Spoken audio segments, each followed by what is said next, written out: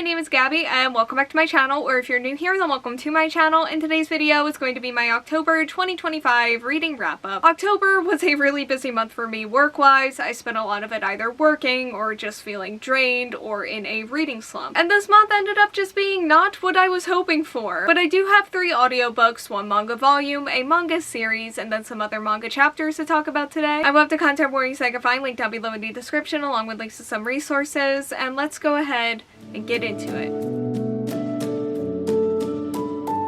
Starting off with my first audiobook, which was Spells for Forgetting by Adrienne Young. And this follows Emery Blackwood, whose high school boyfriend August was accused of murdering her best friend on the eve of their high school graduation. When August returns to their rural island community for the first time since he was accused, he must confront Emery and also the people who turned their backs on him. But the town has more than one reason to want him gone. I have been wanting to read something from this author for years now. Like, I've had Sky of the Deep and its sequel on my physical TBR for as long as I can remember. And I feel like I've heard really good things about Fable, so I want to get there too one day. But this is like the fall one, so I went with this one first. And I really did love the fall atmosphere and setting here. Like, there's an apple orchard, there's like witchy magic, but I also do really wish the magic was a bigger part of the book than it ended up being. Like, it has a role, I would even say a big role, but it really does disappear and kind of just take a back seat at times, which is so unfortunate because then I was just left with the romance and the mystery and the characters, and those elements were just really not nearly as strong as the magic or the fall atmosphere for me. And that fall atmosphere really did carry me as far as it could until it couldn't anymore. And the slow pacing just eventually got to me. I also do wish there were more flashbacks here so that I could have gotten to know the characters more and just the relationships and the complexities there, and also just the main mystery and the situation at large. And I really wanted to like this so much more than I did because I did really love the atmosphere and I did really like the way that this used magic when it was used. But otherwise, I was just unfortunately bored throughout a lot of this, and I ended up giving Spells for Forgetting by Adrienne Young 2.75 out of 5 stars. Next up, we have Kiki's Delivery Service by Eiko Kadono. And this follows Kiki, who is a young witch who has just turned 13, which means she must leave home for a year to learn how to live on her own. Kiki and her cat Gigi find themselves living in a seaside town where Kiki starts a delivery service and just learns to adjust to her new life. This is probably my favorite Studio Ghibli movie. I love the setting and the atmosphere and just the witchiness of it all, and I've always wanted to watch it in the fall since I first watched it a couple of years ago in the summer, but I decided to read it instead, hence the audiobook, because I just really needed a cozy, wholesome read, and I just wanted something that would make me feel relaxed, and this did all of that. And I really enjoyed revisiting all of Kiki's adventures here and just all of the fantasy and slice of life elements. I will say I do think some of the story's comedy and charm worked a lot better for me in the movie. Like, some of that just didn't really work for me here, sometimes in some cases at all, but I still really like this, and I ended up giving Kiki's Delivery Service by Eiko Kadono 4 out of 5 stars. Next up, we have Gyo by Junji Ito, and this follows Tadashi and Kaori, who encounter a 4-legged fish during their trip to Okinawa, and the smell of death that comes from it hangs over them and begins to spread. So I have a tradition of sorts of reading Junji Ito on or around Halloween, and I was really trying to get into the Halloween spirit this year, so I did a Halloween reading vlog specifically featuring Gyo this year, and it didn't fully work. Like, I didn't fully get all the way into the Halloween spirit, but I didn't feel nothing either, so it was worth the try. And you know what? Gyo gave me the horrific time that I wanted to have, and it was certainly horrific. It made me a little bit nauseous, and it had some really disturbing and uncomfortable scenes and imagery, which, you know, it's Junji Ito. That is exactly what I signed up for here. I did not like the characters though, and I really didn't like how this incorporated romance. And I also thought the ending felt abrupt, which that is not the first time that I felt that way about a Junji Ito story, so maybe I should have expected that more than I did. But I do like that the horror had a backstory because I love Uzumaki so much. But like, my one complaint about Uzumaki was that it didn't go into the horror more than it did. And I feel like Gyo's backstory made sense and was interesting and horrifying while still having like a level of fantasy to it as well. And I just thought that it all came together really well. And it was also a super quick read. Like, I flew through this and I didn't feel my reading slump at all, so like,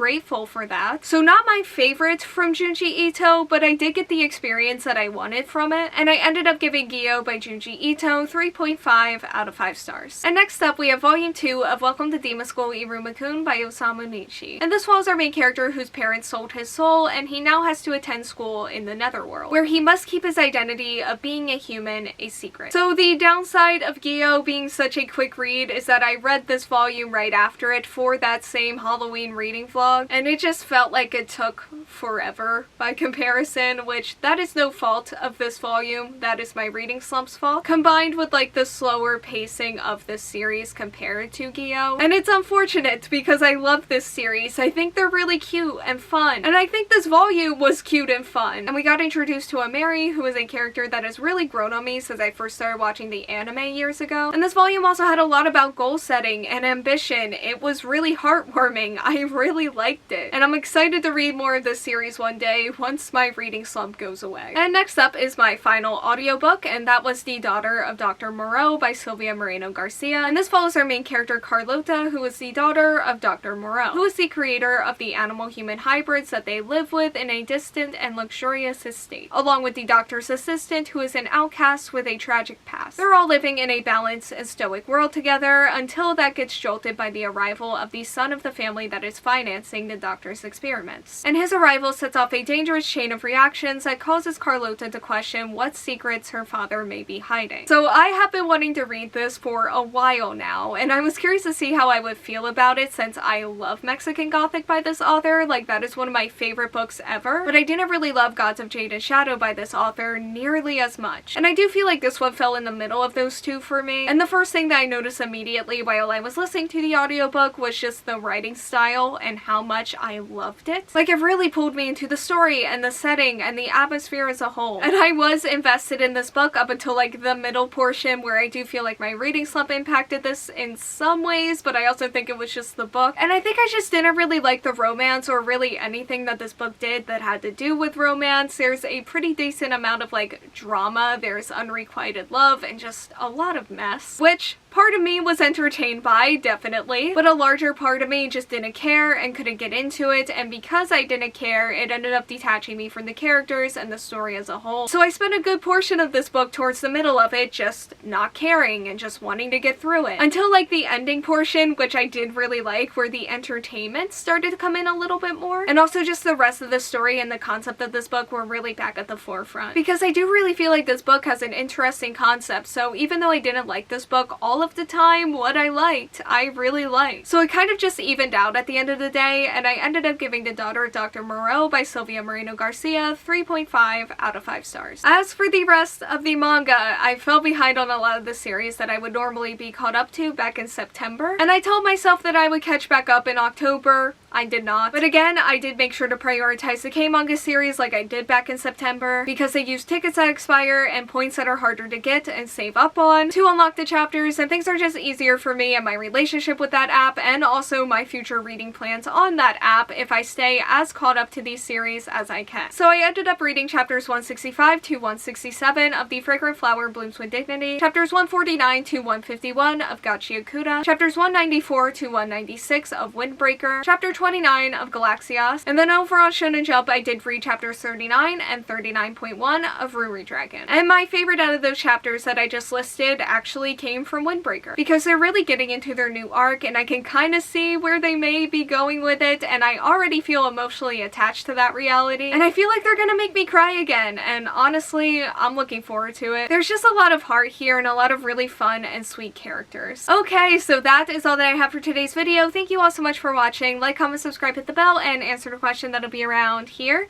if you want to do that, and hopefully I will see you here next time. Bye!